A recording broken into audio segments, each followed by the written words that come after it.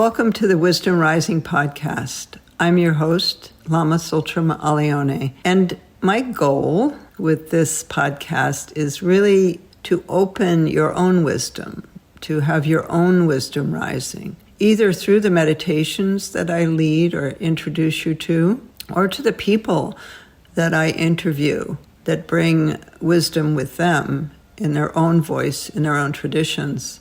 So we look forward to raising our wisdom together on the Wisdom Rising podcast, and I'm so happy to share this with you.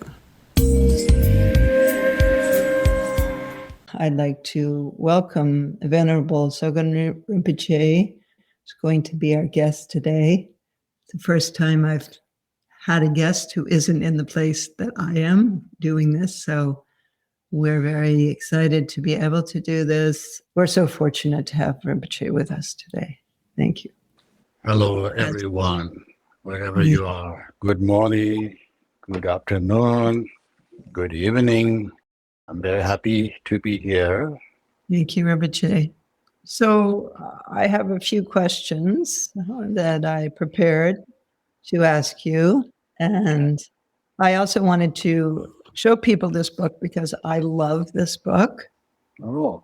It's Rinpoche's biography, and it's so beautifully written. It's called Dreams and Truths from the Ocean of Mind, Memoirs of Pema Lodoe, the Sixth Sogan Rinpoche.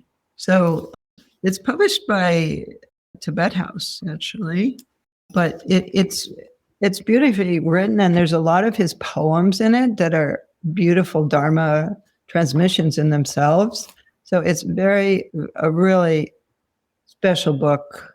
For me, reading it, I felt so inspired to meet Rinpoche. We did meet 15 years ago, but I had never received any teachings from him or really hadn't known him well. And I read this and I thought, wow, this is really a treasure that we have in America, this person. And I need to connect with him and invite him to teach at Taramandala, which he has a few times now, and now he will again. So my first question, Rinpoche, is you're going to be teaching on the Shaldam of Sera Khandro. And so I wanted to ask you, what is a Shaldam? How would you explain that? I see. Shaldam means like a child who has guiding from the parents or the teacher at the school, guiding them, that teach them the good things, what they to do, and how avoid the other things that's not good for their life. So similarly, according to the spiritual, the Lama or whatever the master tells the students who has faith, devotion, and trust him or her, then sometimes there's many different ways of the Shaldam, that sometimes they get particular the person who requests, and then they give the Shaldam the advice for he or she, depends on the situation they ask. And then sometimes they're writing down the advice or Shaldam for everyone. And then there's generations. So, and when we came to this world, no matter rich and poor, Lama or ordinary, male, female, we'll be here temporarily, and then somehow we'll be gonna go. So, and such a master who has the ability and their visions, they write down their wishes, their advice, mostly to the future generations, especially the follower. So on the Shaldams, as I say, there's many ways. Sometimes he or she advise about how to practice, and then many things advice. That's many different ways. That's the Shaldam, I think. Thank you. Thank you very much, Rinpoche. I think that Sera Khandro's Shaldam are special, very deep and meaningful. So that's amazing. So the next question I have is, can you explain your past life connection to Sera Khandro? I don't remember anything. I'm But- getting old. I can't even remember last week. So, mostly the Sera Khandro's autobiography, very big book that haven't translated into English yet, but Christina Monson, she's working on. And then also Sarah Jacob, she wrote a book, published about Sera Khandro. So on those books has a lot of details about Sera Khandro's life story. So Sera Khandro is like she was born very noble, high, family in central Tibet. And then somehow she traveled, follow her, let's say, a root teacher to the east in the Golo area. And then she, most of her life, has spent in the east in Golo area. So during that time, as she is the human form, she has, when we look reading her stories, there's so many sad stories, difficult stories, so many things. So that's the detail in the book.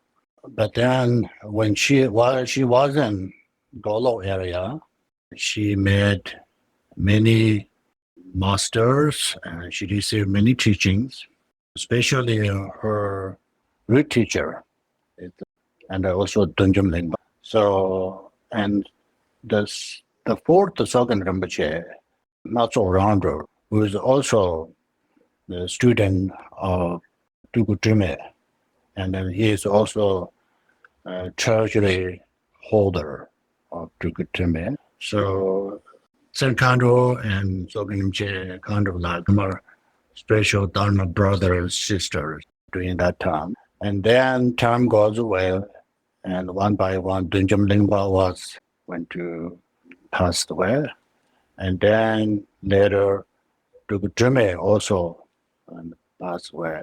So after that, Sera Khandro has nobody taking care of her. She just wandering around. So that Sogan Tulku was one of the oldest students of. I think Tulku Pema also mentioned him that when he passed away, have to taking care of Sera Khandro. So we don't know there's some cause conditions. But anyway, Rinpoche brought her to his monastery, which is a Sera monastery, east to Tibet. So, and then Rinpoche helped her to spread her teachings. And fourth Sogan Rinpoche was a pretty well-known teacher around that area. So he introduced many of his students to Sera Khandro, and then slowly there are many regions and monasteries, communities invite her, and she began to teach. So before then, she was just like a ordinary lady who has family, but she has many treasuries and that haven't published it. Again, Sogan Rinpoche helping her to collect her treasuries and later publish it. So sometimes her autobiographer mentioned that it's like, she said, a friend who is dear to me as my own heart and eyes. Mm-hmm. So such very close friends. So, and then she was pretty old. So Sera Khandro, at some point she wanted to, I guess, want to go her homeland once more to Lhasa. So in that time, in Tibet is a pretty big country. So there was no airplanes, no cars. So everyone had to go by foot or by horse. So it took a long time. So she has a plan to go home And also she received a very special invitation from Rinpoche, which is the Kham area. There's a big monastery. So he sent some students to Sera region that he wanted to meet her. And she accepted the invitation. So then she has, want to go to the West, but she feel uncomfortable while Sogan Rinpoche is still alive. She doesn't want to leave behind him. So she kind of waiting for him. So later, when Sogan Rinpoche passed away, and then she did all the rituals like in Tibet. When people passed away, they do 49-day special rituals and prayers. So people, everyone. But she did everything like that. So soon as done this work, then she left from East and then toward the West. And then she finally reached the Roche area. And at that time, I think she was late 40s. And then she spent there a year or so. She was a retreat there, and she gave some teachings there. Finally, she went to Rinpoche Monastery, met Jamgun, and so she gave teachings. So during that time, she was pretty ill.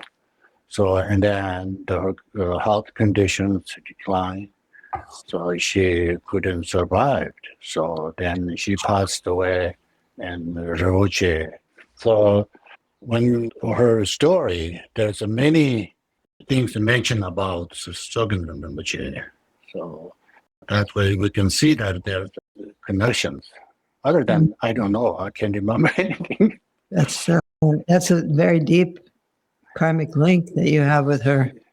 Yeah, so, and then when I was in Tibet, when I heard Sera Khandro, I have sometimes very close feelings. But I didn't know her treasure, the teachings, and who has the lineages.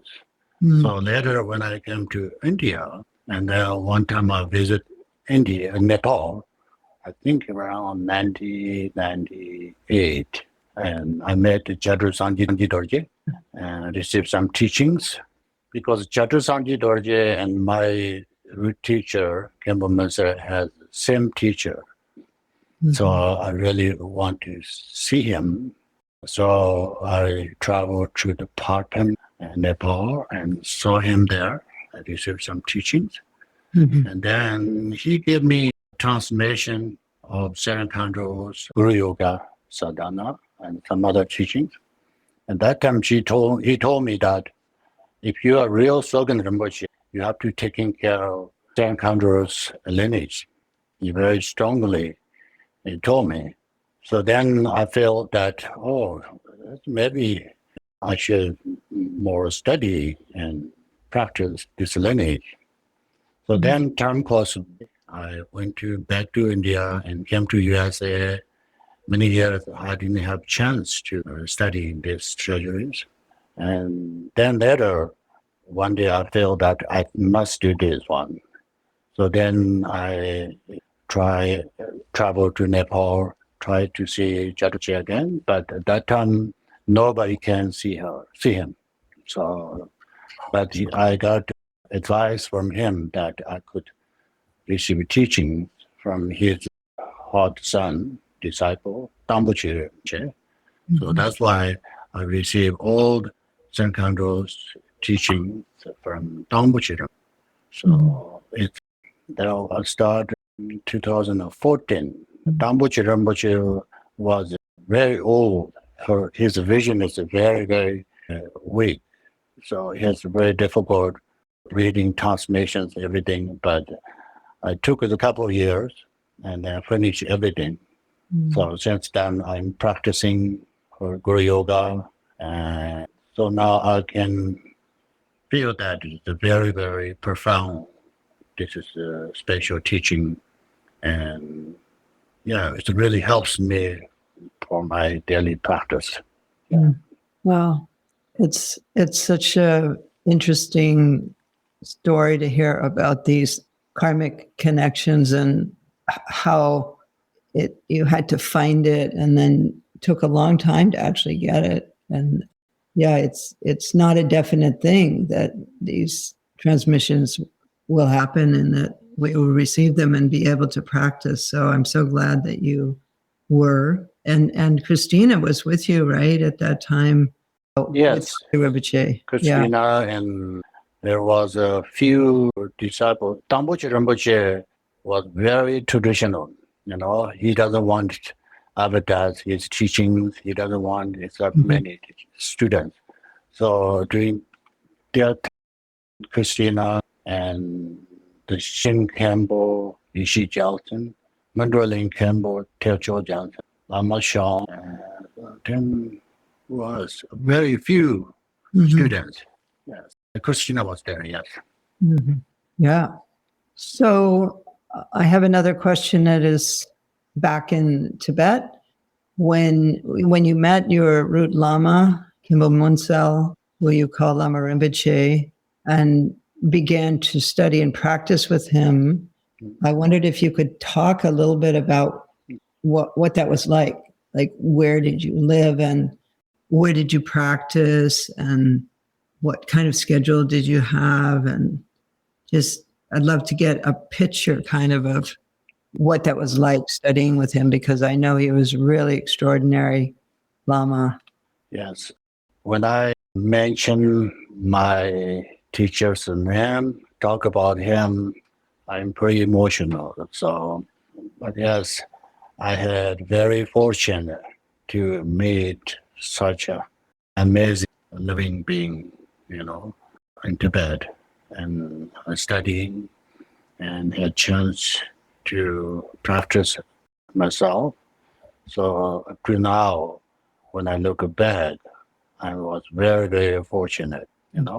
I didn't have chance to go to ordinary regular school to learn all these technologies, all this modern education, but due to my wonderful parents support me and my uncle, so I had able to go to see my teacher. So at that time I was around 18 or 19 years old, and Bayan Monastery. And Lama Rinpoche was just released from the prison camp, but he is not teaching much at that time. Just Chinese allowed to practice and rebuild the monastery. So at that time, some of the senior monks from Bayan Monastery went to Lama Rinpoche and they came back. When I heard his name, then I asked them how he looked like, where is he, what he gave you teaching, a lot of questions, and they told me, everything. So then I was so moved. I just feel like I must go to see him. So then I was at Bayan Monastery with my uncle, and he is very strict, very traditional Lama, that he doesn't want me go anywhere. And also I have charge of monastery. I have some duties there. But finally, I got permission from them, and I contacted my parents. So then one of the monk who went to see him, his name Danchu, older monk, he had planning to go to Rinpoche end of the summer. So I asked him that it's possible I can go with you. And he said he'll happy to take me there. And then my uncle and my parents also feel very comfortable if I go with the Danchu, who is a wonderful monk. So I travel with Danchu by horse from Bayan Monastery to Rinpoche's place. It took almost 4 days by horse. So we met Lama Rinpoche, and I mentioned my book. There's more detail how we met him. So I can't wait. So when we're getting close, I keep asking Danju, how far we need to go. I really want to see him. So he said, just be patient. We are on the way. You will see him soon. So then the day we arrived, Lama Rinpoche's hermitage, there is a river, we have to cross the river. And Lama Rinpoche's place is just right after the river called Nietzsche. So when we arrived by the Nietzsche, we can see that there was some few tents. So, and then Danju pointing that area, he said that Lama Rinpoche's hermitage is over there. So I feel something very, very special, kind of like, shaking. I just numbed, it's a very, very unthinkable feeling. Yeah. So then finally we went close to his tent. He was outside. So then we went to see him and offer some katas, depositation. And he just holding my hand, and he said that, don't worry, I'm taking care of you.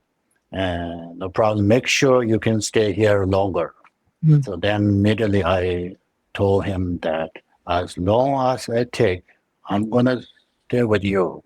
My body, speech, mind, everything offered to you. I'm in yours. Please teach me, guiding me to benefit all sentient beings. I want to hold your lineage.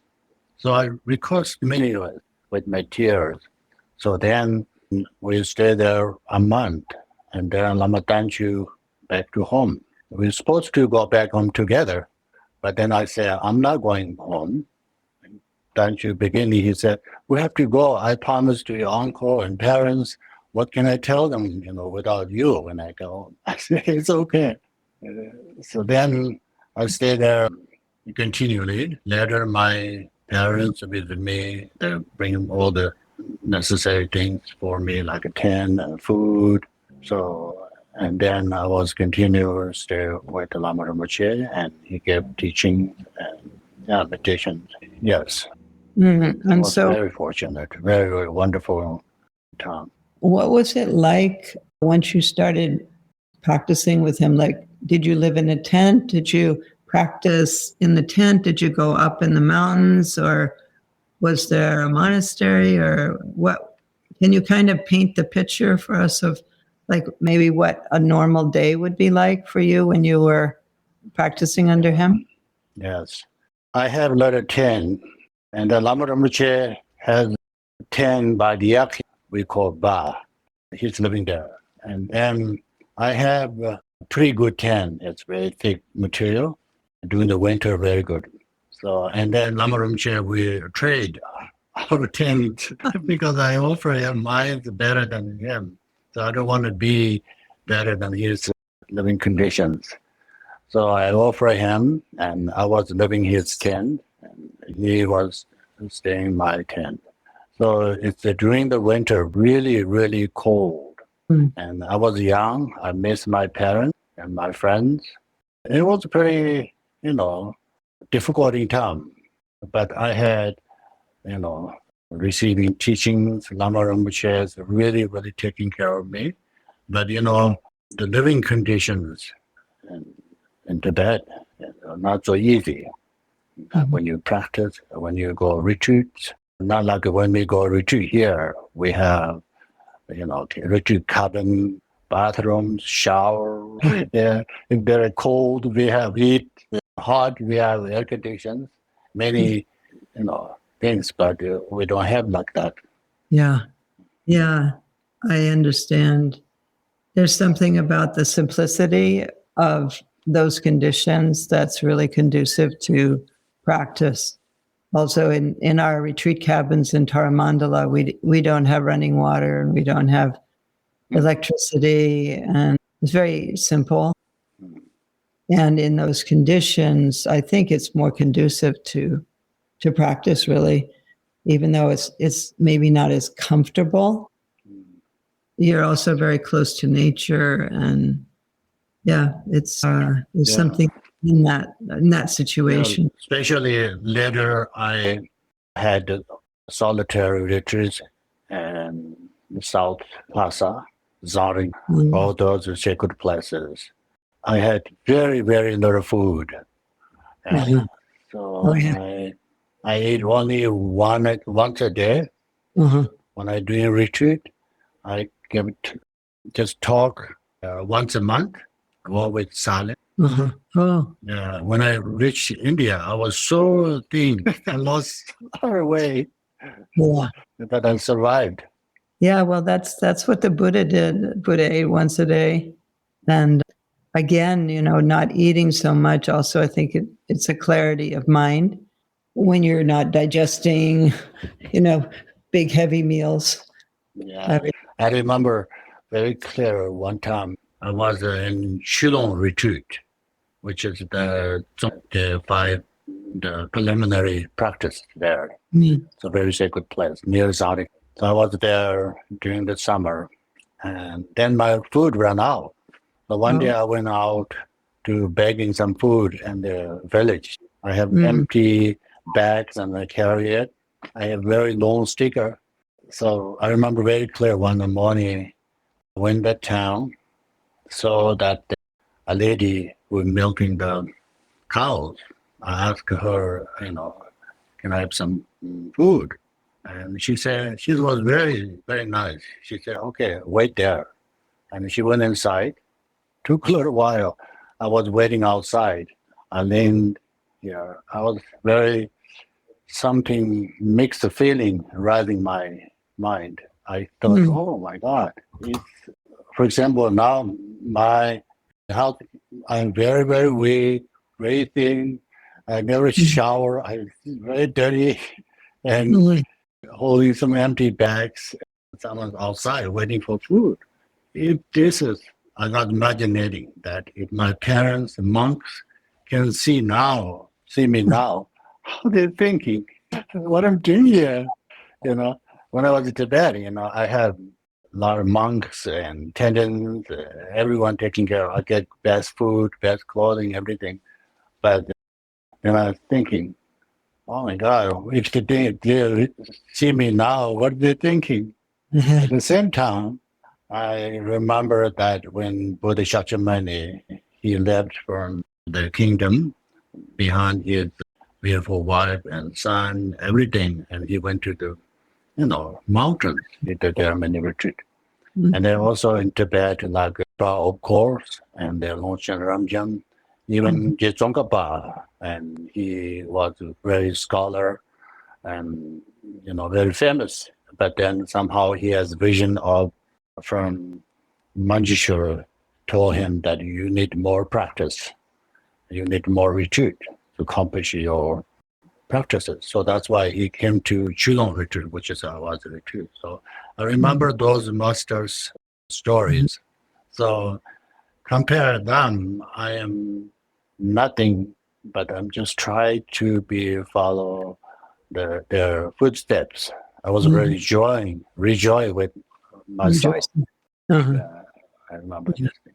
Did the old lady bring you some food? Oh yes, of course.